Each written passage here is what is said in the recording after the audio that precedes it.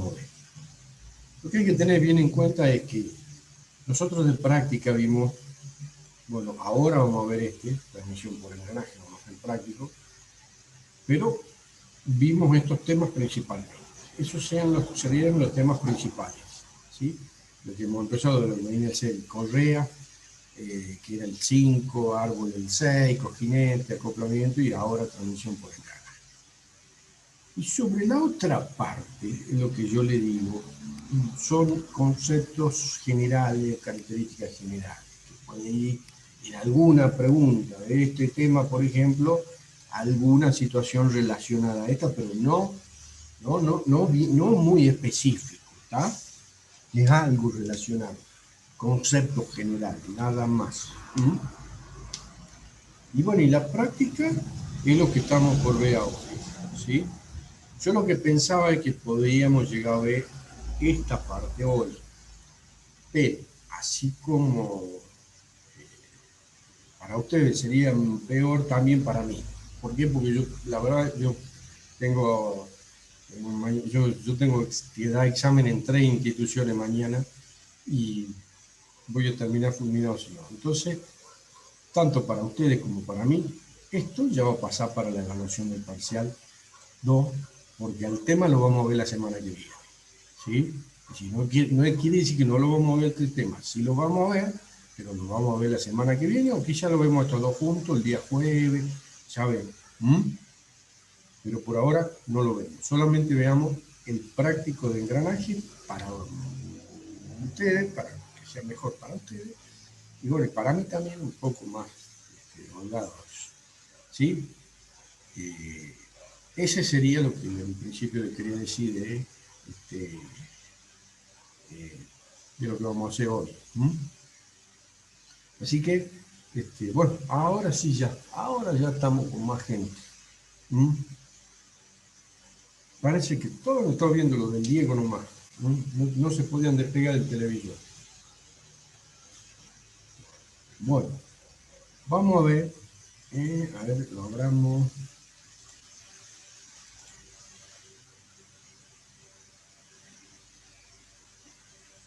Bueno, hasta ahí vamos. Entonces. Bien. Vamos con para abajo mejor. Bueno, nosotros en la clase anterior vimos lo que sería la teoría de lo que sería engranaje, y acá vemos los prácticos. Como yo le decía siempre, cada práctico que está publicado, esto, veamos el de la plataforma. En el de la plataforma está todo así, ¿no?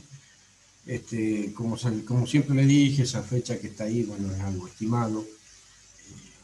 No es necesario que también lo presenten, pero que sí lo hagan. Y cuando ustedes lo hacen, uno se da cuenta cuando vamos a corregirlo después a las evaluaciones, como está el color.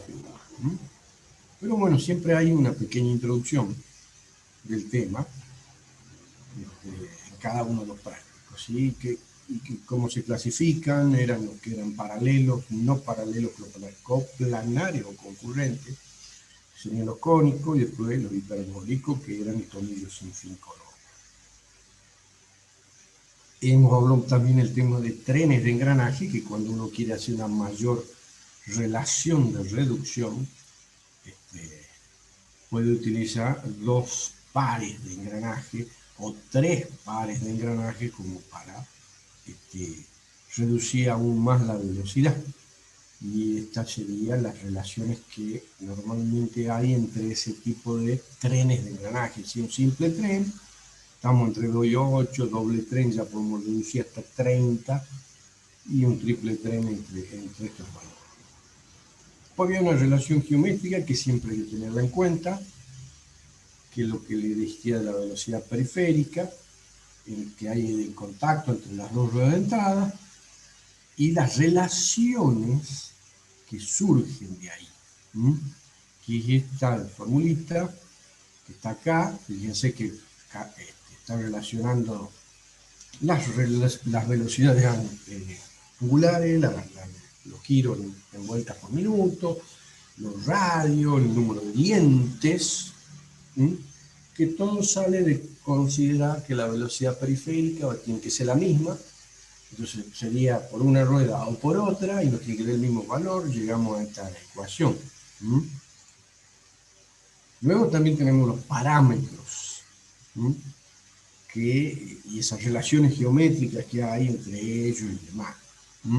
Como era el paso del engranaje, el ancho del diente, el espesor del diente en la circunferencia primitiva, la altura misma, y que tenían una altura de pie y una altura de cabeza, y el módulo del diente, que era otro de los parámetros. Según lo que utilizamos acá, las DIN, o bien adoptadas por las normas IRAM, las nuestras, las dimensiones en cuanto a la altura de pie, la altura de cabeza y el módulo. Y con esta ecuación teníamos que el pi por diámetro primitivo era igual a veces igual al número de dientes por el paso. Si yo llegué anteriormente a esa relación, entre que el número de vuelta era igual a la inversa de relación entre los radios, acá también se puede relacionar con el radio. El diámetro primitivo que ponemos sobre el hoy nos va a dar el radio. Y en fin de cuentas vamos a llegar a la relación de los dientes que tenemos acá. Es decir, reemplazar una de las ecuaciones en otra y nos da todas esas relaciones. También todo este tema, estas geometría y las designaciones de cada cosa, hay que conocerlas. Por eso también puse ahí otra figura. Después teníamos cómo se consideraba el cálculo básico, y en principio uno dice, bueno, la fuerza esta de transmisión entre los dientes está dada en el diámetro primitivo, con un cierto ángulo. En fin de cuentas, sobre el diente va a ser una parte, le va a hacer compresión, y en otra situación va a ser tracción. Pero que dijo Lewis, no, lo hacemos, que sería una viga en voladizo que está cargada en tu extremo, y bueno, tendrá una cierta distancia donde estaría el empotramiento, que sería la raíz del pi. Y ahí llegamos a toda esta fórmula y estas conclusiones, que con las relaciones a desveltez, que es a fines prácticos, siempre se debería cumplir que el ancho ese del engranaje sobre el módulo esté dentro de estos valores. Bien, esa es una introducción al práctico, ¿no? Bueno, en el práctico, como está en plataforma, dice que tenemos un engranaje, las dos ruedas dentadas, ¿sí? Ahí se ve claramente cuál es ese diámetro interior, el diámetro exterior, y lo que sería el diámetro primitivo, que es cuando uno designa a todos los engranajes directamente, cuando habla de diámetro se refiere a eso. Bueno, y entonces dice que el piñón está acoplado, el piñón sería la rueda más chica siempre, está acoplado al motor eléctrico de 15 kW, tiene una rotación de 1720 RPM, los números de dientes de cada uno, el módulo utilizado en ese engranaje es 4 milímetros, y bueno, tenemos que determinar la velocidad angular de la 1 y del torque que tiene, también de la rueda 2, las relaciones de transmisión y la velocidad periférica. Bien, eso no está en la plataforma, así que lo vamos a publicar. Acá lo tenemos ya resuelto. Acá está. Bien, entonces, a partir de todos esos datos, recuerden, acá hay una cuestión en consideración a las unidades, ¿sí? Acá nos dan kilowatt, y bueno, si uno considera todas las unidades y demás, un HP son 736 kilowatts, que la HP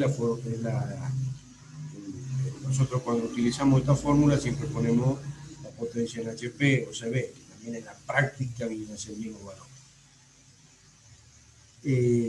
Un poco el recuerdo de que velocidad angular, el ángulo descrito sobre el tiempo, en fin de cuentas, cuando uno dice velocidad angular, uno realmente lo que está diciendo es 1 sobre segundo, pero es que sería la cantidad de radianes sobre segundo. Sería nada más que uno no expresa ese radio.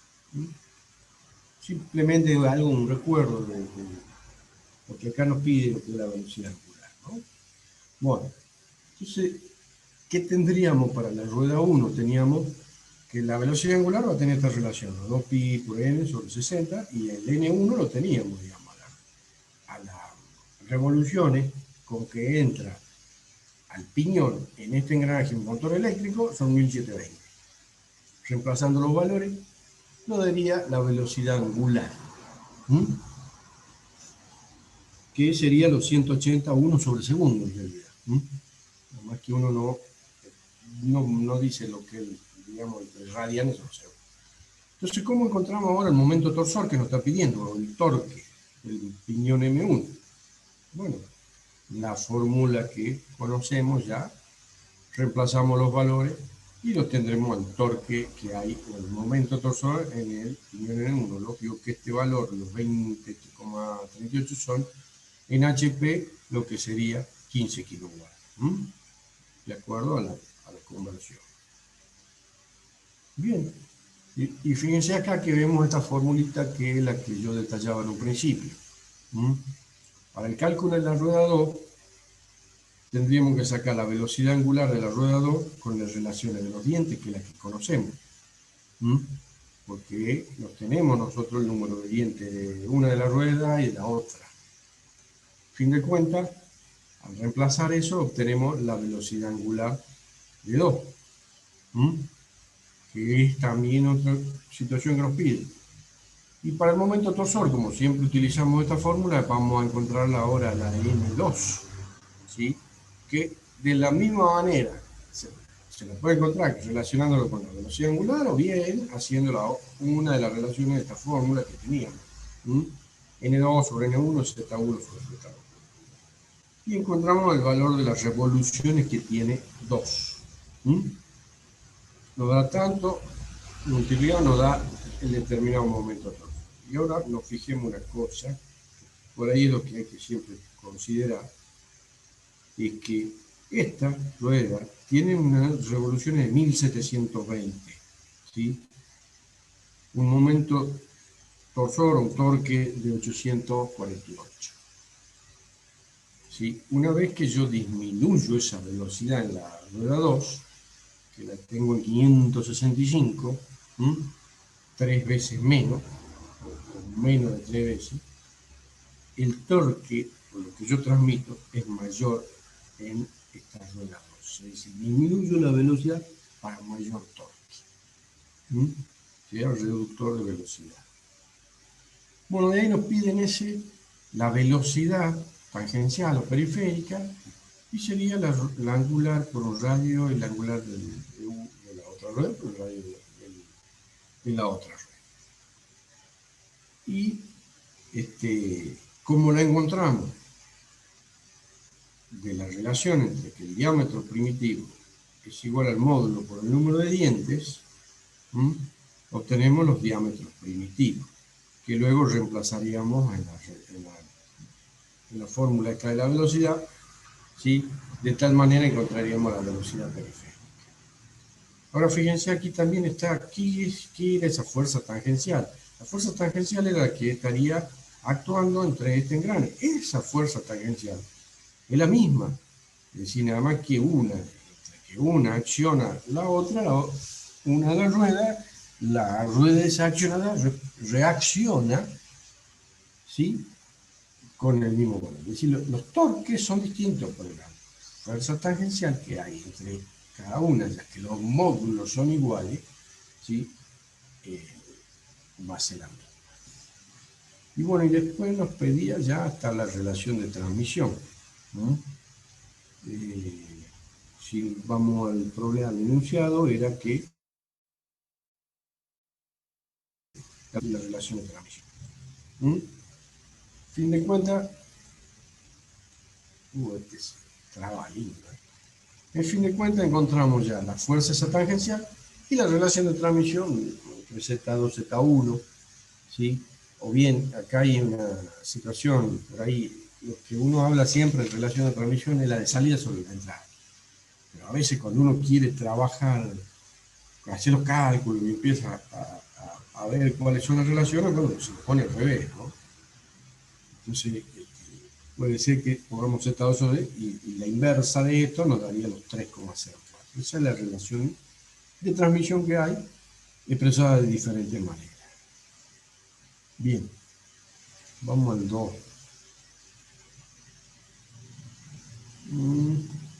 Este era el 2, sí. Este sí está en la plataforma y ahí está explicado, ¿no? Dice que nosotros tenemos un motor que nos transmite 30 HP de un eje que gira de 1600 vueltas a 1000. Nos da una tensión admisible, que lógicamente sería lo del diente, ¿sí? O bien del engranaje. Y acá ya tenemos que adoptar un módulo de un determinado número de dientes y con eso calcularíamos, tendríamos diámetro primitivo, altura del diente, espesor de la base del diente, paso. Y lo dice que calculemos en base a la resistencia de Lewis sin considerar otros factores. En la teoría habíamos puesto que si consideramos un factor u otro, demás, bueno, le adicionábamos ese factor de concentración de tensiones, el K sub F, que está llamado en la forma. Bueno, entonces nosotros tenemos que resolver por engranaje esa reducción de los 30 HP a 1600 y salir a 100. Es decir, tenemos los 30 HP, en el piñón vamos a tener 1600 vueltas y a la salida vamos a tener a 100. Entonces, si uno se fija en la relación de transmisión, son 16. ¿Sí? Es decir, los 1600 sobre 100 son 16. Y ahora, si uno dentro de lo que es la práctica, la normativa, en cuanto a cómo están diseñados y hechos los reductores, se tiene que un simple tren que puede reducir entre 2 y 8, un doble tren entre 7 y 30, y el triple tren, y así. En fin de cuentas, si nosotros tenemos 16, utilizaríamos uno de doble tren. Sería lo más conveniente en cuanto a las disposiciones geométricas. Es decir, yo con un simple tren puedo superar mucho más esta relación, pero no es conveniente en cuanto a las disposiciones geométricas y nos va a terminar dando que las ruedas dentadas sean muy anchas y demás. Entonces, por eso surge esto de considerar doble, simple tren y demás según la relación de transmisión. Y acá tenemos los dos tipos de reductores que tendríamos, es decir, tenemos la caja donde están asentadas, sus cojinetes, en cada uno de los apoyos de los ejes, y bueno, y cómo estarían puestas las ruedas, y este sería de otra manera. Puede ser de este tipo, Bien. Entonces, ¿qué es lo que más conviene siempre? Buscar la misma relación de transmisión entre cada uno de ellos, ¿sí? Cada uno de los engranajes, o sea que hemos elegido uno del doble tren, que sería 16 dividido en 2, perdón, no 16, sino yo tengo que multiplicar a ambas relaciones de transmisión para que me dé 16, ¿cuál sería? 4. Bien, y a nosotros en este caso y en este problema nos pide que adoptemos un módulo. Entonces, esto cita en la plataforma, lo sigan bien después, adoptamos un módulo, y ahí en la misma teoría también están los valores de los módulos normalizados. ¿Normalizados por qué? Porque para hacer esa rueda dentada tenés que tener una máquina, una fresadora, ¿sí? La máquina herramienta y la herramienta utilizada por eso es una fresa, y esas también vienen con cierto tamaño para que cada rueda dentada tenga un determinado valor de módulo. Entonces adoptamos el número de dientes, ¿sí? Y también en la teoría dice algo acerca de cuántos dientes tendría el piñón, o sea, la rueda dentada más chica, que generalmente va entre 2 a 16, una cosa así, pero no es una cantidad de dientes grande. Entonces, bueno, ponemos 14 dientes y le tomamos un módulo de 1 centímetro, al pedo. Me voy a la fórmula de Lewis, aplico todo lo que habíamos visto, los valores, ¿sí? Que nos daba hasta con un factor de concentración de esfuerzo así y demás, pero en este caso, como lo he dicho, calcular en base a la resistencia sin considerar otro factor, pero está bien, yo en forma genérica tengo la fórmula de cuál es la fuerza tangencial que hay según esto con un factor de concentración, ¿sí? Que si yo quiero encontrar el ancho del diente, bien, el ancho de la rueda dentada, lo tendría así. Entonces, ¿cómo lo encuentro ahora la fuerza esta tangencial? La tensión adhesiva y la tengo. Disculpe, Sí. en la parte tabulada que usted dice, ¿por qué selecciona I igual a 14? Z1 igual a 14. Acá Ese no está Z, eso. Ese Z es el número de dientes. Eso está ahí en la partecita en la teoría, en la parte teórica de esto, que dice que normalmente cuántos dientes uno tiene en un piñón o en la rueda dentada más chica, y que pueden ir entre 12 a 16. Y eso uno lo adopta y ve de ahí, corrobora los cálculos. Y dice, sí, bueno, me va a andar, no me va a andar. Pero ese Z es un número de dientes. Es decir, lo que estaría tabulado acá es la parte esta de M, ¿no? El módulo, ¿sí? De pero si va entre milímetros. 12 y 16, como dice usted, solo podemos elegir otro o necesariamente tiene que ser 14. No, pueden elegir acá. Acá el ingeniero uno tiene que diseñar y decir, bueno, adoptamos esto y ver qué factores o qué situaciones podemos tener, o qué nos conviene o no, y hacer los cálculos. ¿Mm? Es decir, vos quizá me estás preguntando por una evaluación. En una evaluación, generalmente yo le voy a dar el valor ese. No le voy a decir que lo adopte. Ah, bien, bien. Yo le voy a decir, este tiene tantos dientes. O si hay una relación de transmisión de tanto y uno de ellos tiene tantos dientes, bueno, ¿cuántos dientes va a tener el otro? ¿Mm? Una cosa Claro. así. Pero esto es un práctico, esto es como que los prácticos que hacemos son bastante largos y ahí en este vamos a incluir varias cosas. Es como para que uno, si es largo, uno ahí lo va haciendo, lo va mirando y va razonando sobre toda la situación. Pero en este caso lo adoptamos, ¿no? Ponemos un Z1 de 14. En el caso de una evaluación va a ser algo diferente, de menos cálculo y menos adopciones, ¿sí? Entonces, tenemos un cierto tiempo para que hacemos la evaluación, ¿sí? Esto lleva más tiempo a decir, bueno, adopto este, uy, no me da, y bueno, y volver a calcular, no. Bueno, fin de cuentas, yo había tenido esta fórmula de llegar al espesor. Y yo sé que el momento torsor, ¿sí? Vale la potencia que estoy transmitiendo sobre el número de vueltas. Estoy calculando la primera de la rueda dentada, que estábamos a 1600 vueltas y este tiene 30 HP. Saco el momento torsor. Ahora puedo sacar la fuerza tangencial que hay, ¿sí? Si relaciono el momento torsor de la rueda 1, voy a dividir en radio 1, o el momento torsor de la 2, voy a dividir en radio 2.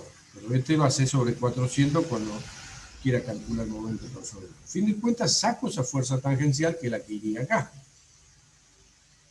De esa fuerza tangencial ya puedo reemplazar. Y ahora a mí me dijo que, el enunciado del problema me dijo que no tome ningún otro factor. Entonces, este valor sería 1. Ya no lo estoy considerando. Me queda 10 por FT sobre lo que estaría acá. Reemplazo todos los valores, obtengo 4,36. Bien, comparemos con esa relación de Beltrán que uno busca, y B sobre M tiene que dar entre 5 y 30. Si yo calculo B sobre M, me da 4,36. O sea, como que me da un valor menor del que tendría que tener en forma práctica para que las dimensiones del engranaje correspondan a lo que luego en la geometría del montaje y demás me dé. Entonces vamos a tener que cambiar el módulo. Pero sigo adoptando 14 dientes. 14 dientes y un módulo ahora de 0,8. Calculándolo así, tengo un diámetro primitivo de 11,2, un valor algo menor al que tenía antes, una fuerza tangencial, ¿sí? Se va a hacer algo mayor, 239, y bueno, ya reemplazo directamente en la formulita que tenemos acá, donde ya lo pongo que K sub F vale 1, o sea, no lo pongo, y reemplazo los valores. Tendría que B vale 6,81 centímetros. Si yo lo divido ahora en mi módulo nuevo que tengo de 0,8, ya me da un valor mayor. Y así tengo un engranaje un poco más ancho, ¿sí? Pero un poco más chico, y bueno, su fuerza tangencial es algo mayor a la que tenía en el primer momento. Eso, como le decía, todo esto surge en cuanto a situaciones prácticas. Bueno, y ahora hagamos para el otro, el engranaje. Yo voy a tener que en el otro engranaje, que estaría a 400 vueltas, ¿sí? Volvamos al dibujo. Encontramos acá, poner dentro a 1600. Todo esto está girando a 1400, perdón, a 400 porque la primera relación de reducción era de 4. Todo ese eje, o este eje intermediario ahí, está girando a 400. Entonces, acá ya tengo el 2, digamos. Acá, perdón, aquí sería el DB, ¿no? La verdad que sería, esta es la entrada porque este es el más chico, digamos, y esta sería la salida para hacer la reducción. Es decir, entré con 1600 acá, 400, ¿sí? De acá saldré con la 100. Pero el momento torsor que tengo acá, ya lo voy a considerar con esas 400 vueltas como tengo ahí. Fin de cuentas, sacamos el momento torsor. Adoptemos el mismo módulo, que es lo que generalmente se hace. Y tendremos un diámetro del diente de la rueda 3. 0,8 el módulo y 14 dientes también para la rueda 3, es decir, para la primera de las otras que yo estaría haciendo el otro engranaje, ¿sí? Entonces, reemplazo, ya directamente acá está puesto el valor, ¿no? Ya he obviado todos los otros pasos, cómo llegar a la fuerza tangencial y demás. Está puesto el valor y me da que el ancho es 27,24. ¿Sí? Si lo divido en el módulo, me va a dar 34. También me supero ahora del otro lado las relaciones de esbeltez. Entonces, si me pongo a adoptar para el otro engranaje diferente módulo y el mismo número de dientes, ¿sí? Obtengo ya otro valor de B, 21,79. Y si lo divido, bueno, 21,78 le puse ahí, sería el mismo valor prácticamente. Pero ya ahí no superamos el valor de la relación de B, ¿sí? Ahora, los dos engranajes, ¿sí? No sé si acá se ve, sí se ve.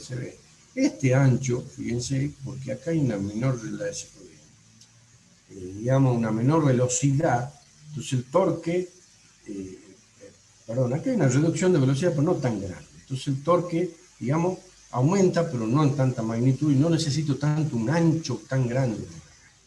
Y cuando lo movimos el otro cálculo que hicimos recién, el último, ya necesito un ancho más grande del engranaje, ¿sí? Si ven ahí los valores, nos daban en un caso el B, donde hemos sacado acá 6,81, y acá nos da 21, e inclusive hemos adoptado otro módulo. Entonces, por ahí surgen esas relaciones geométricas que uno tiene que tener en cuenta, pero esto es un práctico en el cual es largo y es como para empezar a ver los valores y decir, bueno, qué valor tendría, si tomaría uno u otro. Esto en un parcial no iría, o en una evaluación no iría, sino que ya sería algo más preciso en lo que ustedes tengan que hacer. Bueno, ¿cómo está este en la plataforma? Ah, este no está hecho, el 3. Dice que tenemos que resolver por correas y por engranaje la siguiente reducción. Tengo DHP y yo entro con 900 RPM a ese mecanismo reductor y lo quiero sacar 50 RPM. Entonces ya me dice, bueno, hay que hacerlo en dos etapas. Por correas, determinando diámetro, polea y tipo y número de correa, y la otra parte por un engranaje. Encima está compuesto una parte por un sistema de correas y poleas y otra parte por engranaje. El eje de salida de una de las poleas, ¿sí?, va a ser el eje de entrada del engranaje, digamos. También acá me pide que adopte el módulo, el número de dientes. Bueno, ya en la plataforma ya le dejé algo para que uno lo considere como se puede llegar a ir haciendo, ¿no? Si yo tengo DHP y tengo 950, entre relación a velocidad, le tenés que el I vale 18, ¿sí? También me tengo que ir a lo que veía de Correa. Dice Correa que la relación de transmisión era de 8 o menor. Y para hacer un simple tren tendría que tener entre 2 y 8. Entonces, en cuanto a que uno puede decir, bueno, lo más razonable, como dice ahí, se puede considerar que en las correas reducir 3 y en los engranajes 6. 6 por 3, 18 es la relación total. Eso es lo que está en la plataforma. Vamos a verlo en el que está resuelto. Bien, entonces empecemos con el tema de las correas, ¿sí? Entonces tomamos una relación de reducción de 3,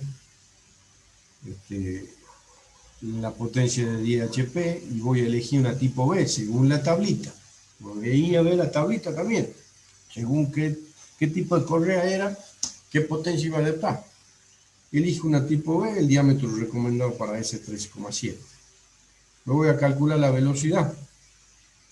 Me da este valor, ¿sí? Lo multiplico por el coeficiente ese que teníamos en cuanto a la potencia efectiva transmitida por correa. Me da un valor que la potencia efectiva va a ser 1,540. De los DHP tengo 6,46. El valor que me da, sea que el inmediato, el número entero inmediato superior sería las 7 correas. También inclusive acá puse que si quiero disminuir la cantidad de correa, ¿sí?, aumento el diámetro de la polea menor, las que eran 13,7, que eran, no me acuerdo, eran 5 pulgadas, 5,4 pulgadas, algo así. Lo aumento ese diámetro, según lo que yo veo también en la otra tablita donde teníamos los diámetros que nos dan los fabricantes. Con un diámetro mayor, si bien ahí voy a tener una velocidad mayor, pero si voy a calcular la potencia efectiva por correa, me da 2. De los 10 HP que tenía, voy a tener 5 correas. Entonces es preferible, ¿sí?, tener una menor cantidad de correa, siempre y cuando no superemos una gran velocidad, porque si no, recordemos lo que puede producir resbalamiento. Entonces, finalmente en la correa tendría un tipo B, le voy a poner un diámetro de 7 pulgadas, 17,78, entonces por la relación de transmisión de 3 que yo tenía, o sea, de 7 pulgadas, me paso a 21 pulgadas, y me da, bueno, medio metro más o menos la otra, una polea bastante grande, ¿no? Bueno, y ahora me voy a la transmisión por engranaje. En este caso nos dice también adoptemos el módulo. Adopte uno de 0,6, ¿sí?, centímetros y Z14 dientes para el piñón. Saco ese diámetro primitivo, obtendré la fuerza tangencial según el momento considerando cualquiera de las dos ruedas y su respectivo radio, pero anteriormente, recordamos, el momento va a ser los 7.620 y los 10 sobre 300. Eran los 10 HP que quería hacer y ya acá yo ya la reducía las vueltas, ¿no? Y si yo 900 vueltas de entrada tenía, yo ya reducí con donde estábamos, con 3, 900, ¿sí? Sobre los 3, digamos, ya tengo las 300 vueltas en la entrada del piñón de la otra etapa de reducción por engranaje. Y bueno, saco la fuerza tangencial. Y de ahí me pongo a verificar la relación de esbeltez, ¿sí? No sé si acá lo teníamos o lo adopté yo. No, nos da que acá sí ya lo consideremos ese coeficiente de 1,4. Reemplazamos todos los valores. El H va a ser 2,2 por el módulo que yo adopté, ¿sí? Entonces tendría, reemplazando todos los valores, me da el ancho, ¿sí? Dividiendo el B sobre el módulo que adopto, tendría, ¿por qué puse ahí 14,6? Algo hice mal. Sí, B dividido en 0,6. Hay un valor que no estaría bien, digamos. Me equivoqué en este valor, debe ser que 17,22 en 0,6. Un segundo.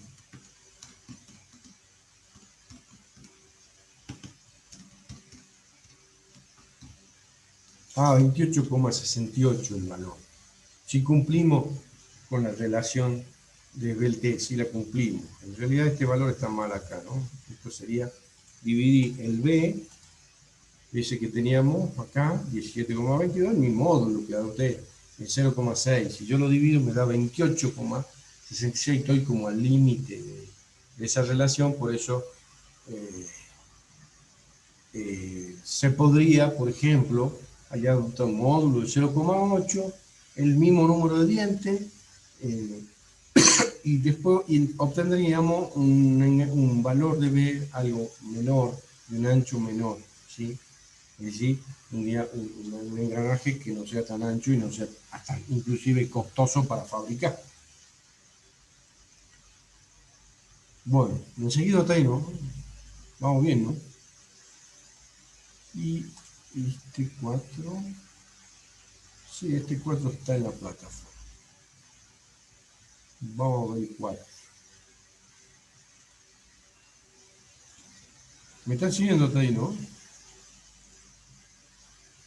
Sí, profe. Bien. Bueno, el otro. Fíjense que todos los problemas bueno, no todos, estos últimos problemas, estos últimos prácticos, incluyen correas ya, ¿sí? Y en algo más incluye, ¿no? No me acuerdo qué era, pero bueno, a ver, lo veamos. En la transmisión de la figura encuentren, el diámetro del eje, ¿sí? El diámetro del eje, y tenemos dos engranajes, como están graficados ahí.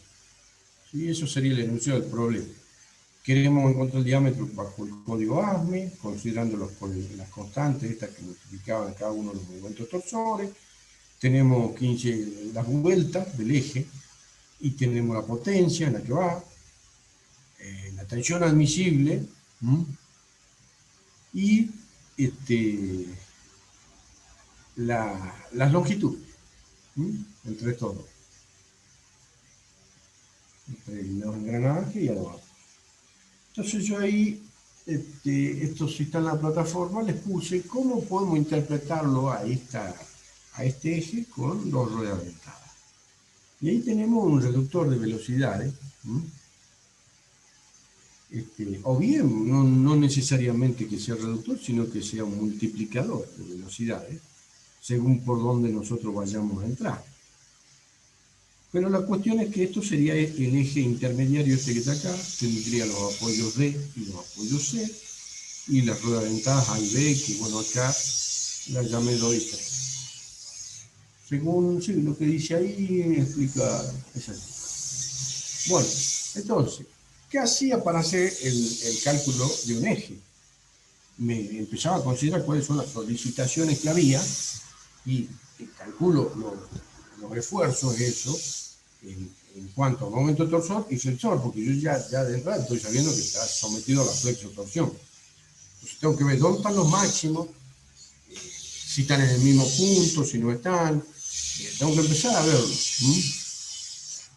Pero en la mayoría de los casos, bueno, se da que estaría los máximos dentro de la misma sección que vamos a conseguir. Bueno, el momento torsor lo calculo en cuanto a la potencia y las vueltas que yo tenía en ese eje. Si grafico entonces el momento torsor, yo tendría una entrada, ¿sí?, de torsión, digamos, y una salida. Allí estoy haciéndole ese esfuerzo de torsión entre A y B. Y valdría este valor. Luego, tengo que empezar a ver lo que sería los esfuerzos a la flexión. Y como dice ahí, uno la puede considerar que si uno está entrando o impulsando A, dice, ¿sí?, en un caso, o impulsando B, y si gira, ¿en qué sentido giraría? ¿En sentido horario o no? ¿Sí? Ahí le puse mal los sentidos de giro horario, que sería antihorario. Bueno, como indica la flecha, ¿no? Bueno, la cuestión es que no es tanto la situación en cuanto a cómo considere el giro y quién está recibiendo o no, pero las cargas esas que voy a calcular con la parte tangencial, con el esfuerzo tangencial que hay sobre el engranaje, no me van a diferir tanto en la situación, porque al fin de cuentas, o han cambiado hacia arriba o están hacia abajo. Pero cuáles son las mayores, ahí va a ser el tema. Entonces, me voy y digo, bueno, la fuerza tangencial en A va a ser el momento torsor sobre el radio de A. Y la fuerza tangencial en B, el momento torsor, que es el mismo, pero sobre el radio de B. ¿Sí? Y ahí encontraría esas fuerzas tangenciales. Bueno, acá como que si RA es menor que el menor de los radios, la fuerza tangencial en A como que sería la mayor, ¿no? Igual, por ahí si uno la tiene que verificar, bueno, la verifico. Reemplazo los valores que yo tenía del momento, que ya calculé antes, y el radio. Me da la fuerza tangencial en A. ¿Sí?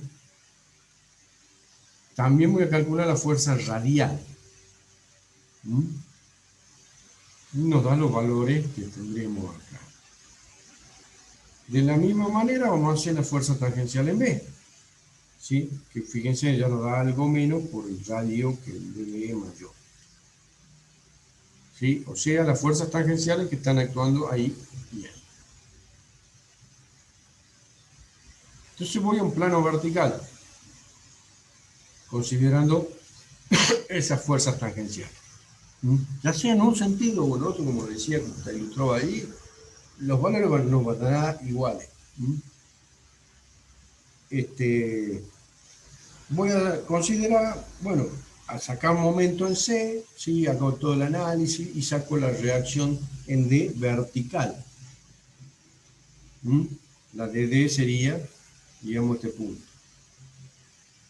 Tomando centro de momento en C, tomé y bueno, indico las fuerzas, según su distancia, calculamos, bueno, la reacción. Y también saco la reacción en C vertical. ¿Cuál sería el mayor de los momentos? Bueno, veo cuál de las dos son las mayores de las reacciones, ¿sí? Y si yo tengo este 260 kilos y este 1700 kilos, y multiplicado por la distancia AB, voy a tener el momento, ¿sí?, mayor acá en B. ¿sí? Ahora, también tomemos un momento flector vertical en A. Y yo voy a tener que la fuerza es 260, pero ya tengo mucha mayor distancia.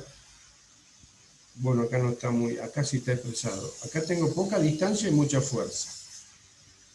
Pero acá tengo mucha mayor distancia, ¿sí? Perdón, acá era mayor el esfuerzo y acá el menor, pero tenga mayor distancia. Entonces veo el momento que va a ser en A. Me da que el momento en A sería mayor que el de B. O sea, me puedo ya dar una idea gráfica de cómo trazaría un momento flector o la gráfica del momento flector, pero no es cuestión que uno se ponga a hacerlo todo a escala, sino que directamente yo tendría desde el punto D que teníamos, haría algo así, mermaría algo hasta B y después bajaría directamente. ¿Sí? O bueno, subiría, según cómo lo pongamos. Pero ya ahí me doy cuenta dónde está el momento flector máximo. Estaría en A. Recordemos que el momento torsor también estaba acá. Entonces, ya ahí podemos empezar a pensar dónde vamos a calcular el eje. Bueno, y vamos ahora al plano horizontal. Y en el plano horizontal tenemos que tener en cuenta las reacciones horizontales que habría acá entre cada uno de los dientes. Bueno, siempre va a haber una opuesta a la otra. Al fin de cuentas, calculamos esas reacciones horizontales, ¿sí? Y los momentos. El momento horizontal en A nos da un valor acá, según las reacciones RDH por L1 y demás, vamos a tener el momento horizontal en A, pero también ya habíamos calculado el vertical, sacamos el momento resultante en A, y directamente en este caso nos está pidiendo que lo hagamos por el código ASME, por la norma ASME, que calculemos el diámetro del eje. ¿Sí? Vamos a reemplazar los valores y también nos da las constantes estas, si están sometidos a golpes, si son estacionarios, si son móviles o demás, los motores, o el eje en realidad, no el motor. ¿Sí? Y reemplazo todos los valores, obtendría un diámetro de 7 centímetros. Que si también lo puedo hacer por la otra teoría de Guess, me tiene que dar un valor bastante similar. Este sí está hecho en la plataforma y mírenlo en cuanto a cómo son los esfuerzos, qué es lo que uno plantea y demás. ¿Sí? En el único sí, pero este no estaba en la plataforma y en este tenía ese error, este valor ya lo voy a cambiar. En el anterior problema estoy hablando,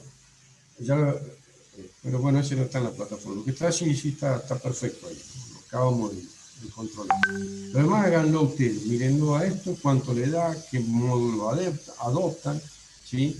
¿Sí? Pueden poner esos valores que yo puse, y empezar a trabajar y ver qué valores le da, cuáles son, qué circunstancias tomamos o demás. Y el otro que tampoco está hecho es el primero, que bueno, son relaciones que uno las tiene que manejar rápido para cuando vayamos a hacer la evaluación. ¿Sí? La velocidad angular, los torques y demás. Esas situaciones las tienen que manejar más rápido y bueno, por eso es que está hecho así.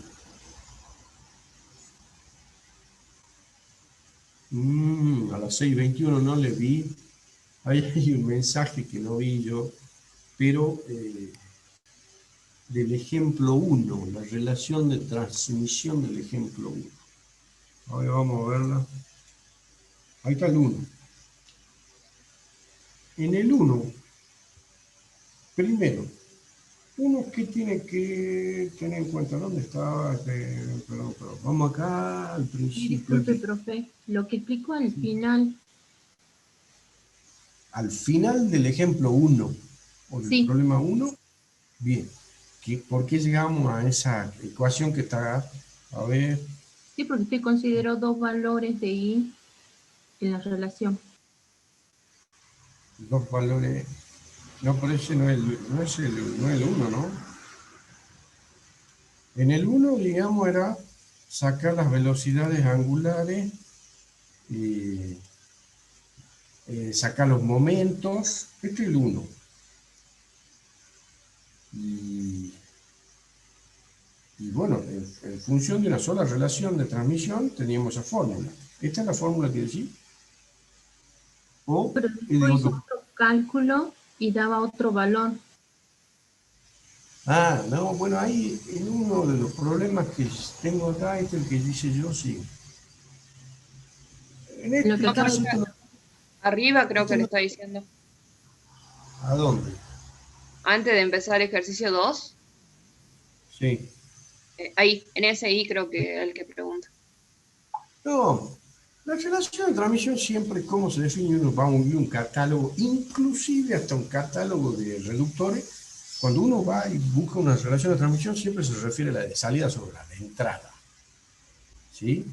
Entonces sería la revolución de salida sobre la entrada 0,328. Pero a veces nos hace más fácil y se nos ilustra mejor ponerla a la inversa, a esa misma relación. Si yo pongo la de entrada sobre la salida, me da 3,04. Y eso nada más. Entonces yo ya digo, bueno, pero entonces estoy haciendo una relación de transmisión de 3. Porque como que por ahí uno, al decir 0,328, es más fácil ilustrárselo así, ¿sí? 3 prácticamente. O sea que el número de dientes de la rueda 2 es 3 veces más de la rueda 1. Y al igual los diámetros y la otra relación. Eso era, nada más, no es que sean dos relaciones de transmisión, es la misma. Nada más que está puesta de dos maneras. Pero que las dos, siempre uno va... ¿Ah? las dos son consideradas bien. También lo que pasa es que yo siempre hago el hincapié en que la relación de transmisión, no es que exista una norma que lo diga, pero siempre considera la de salida sobre la entrada. Porque uno va a ir a un catálogo de Correa, no sé, de ponerle reductores y demás, y siempre cuando se pone una I, es la de salida sobre la entrada, ¿no?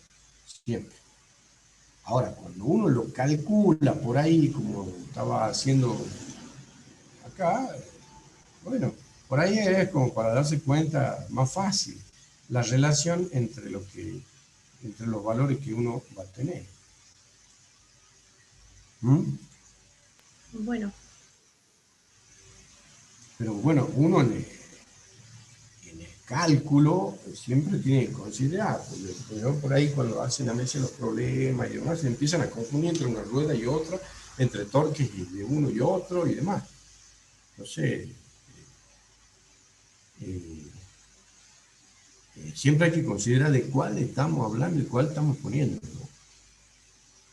Cuando se hagan los problemas. Si hacemos, que calculo que haremos algo de esto. Bueno, yo lo de abrasivo, como le puse en la plataforma, al que no haya entrado antes, a ver, vamos a compartir el segundo.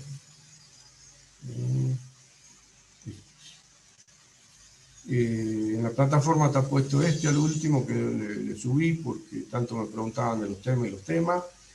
Así que nosotros habíamos quedado como ve esta parte hoy, ahora, pero bueno, ya se le va a complicar a ustedes y a mí, a los dos. Entonces, ¿qué es lo que iría el coloquio? Es hasta acá, la misión de engranaje hasta lo que acabamos de ver, ¿sí? O sea, la parte práctica son todos esos prácticos que hemos visto, los 5 prácticos estos, hasta ahora. Y la teoría, todos esos 5 prácticos, pero además hay que recordar, porque siempre, en realidad, ¿qué dice la resolución? Que la segunda evaluación o una de las evaluaciones puede ser una integral. Ahora, ¿qué se entiende por integral? Eso queda a criterio muy abierto. Para mí, lo integral es que uno de todo lo que ha ido viendo, de alguna manera tenga un concepto general nada más, ¿ah? Sobre lo que hemos visto. No es algo muy específico que pueda ir de esto. ¿Está? Y algo general, pero van a ir las preguntas respecto de eso y alguna relación con lo otro. Y la parte práctica, como siempre veníamos haciendo, problemas sobre todo esto. Ya en el parcial, cuando ya vamos a terminar después viendo volante de inercia abrasivo, y después la otra semana, de esta semana a la otra, vamos a ver circuito hidráulico. Ya se va a juntar eso. Y como práctica, en el parcial ya se juntaría, ya se adhiere. Bueno, ahí está publicado en la plataforma, ¿sí? Y por ahora cortamos, así no nos compliquemos con el otro tema que pensábamos ver. Igual lo vamos a ver, ya lo veremos la semana que viene, no lo sé. Pero era simplemente eso, porque me habían preguntado tanto de los temas. Están ahí los temas y esos son los que van en el coloquio que viene el martes, y de la misma manera, como veníamos haciendo. Se hará esa parte teórica en forma de múltiple choice durante un determinado tiempo. Luego que han terminado eso, vamos a hacer la práctica, se resuelven los problemas, se mandan las fotos y bueno, después se corrige y se da el resultado. Exacta, bueno, no exacta, pero prácticamente igual a lo que veníamos haciendo. ¿Está bien? ¿Alguna pregunta?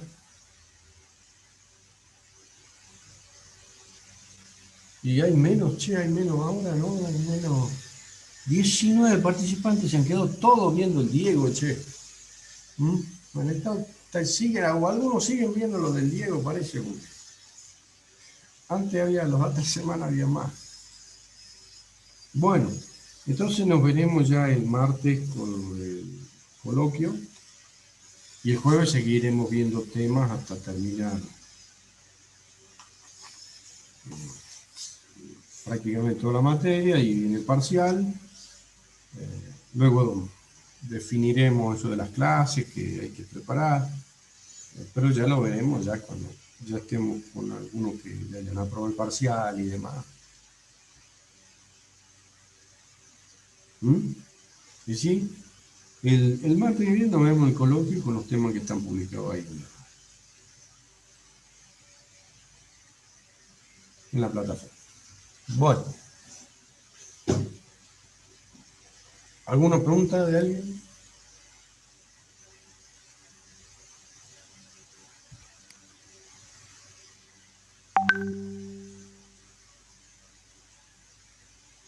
No, profe.